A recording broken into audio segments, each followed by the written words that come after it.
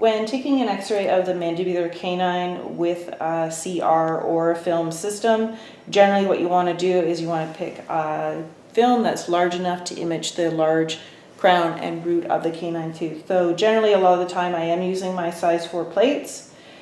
Placement, you again want to have the active side of the plate facing the mandibular canine.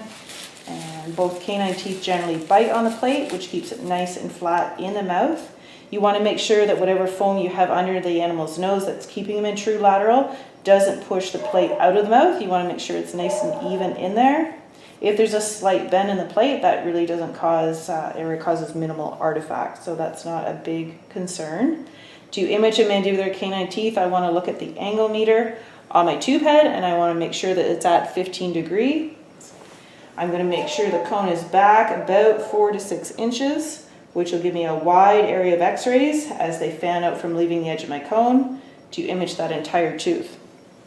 So with my cone already at the 15-degree tilt, evident on my angle meter, this is a tooth at the front of the mouth, so I'm going to stand at the side, ignoring the crown of the root and looking at what's going on with the root. So here's my angle of my tooth. From the side, I can see the side edge of my plate. Halfway in between there is the bisecting angle.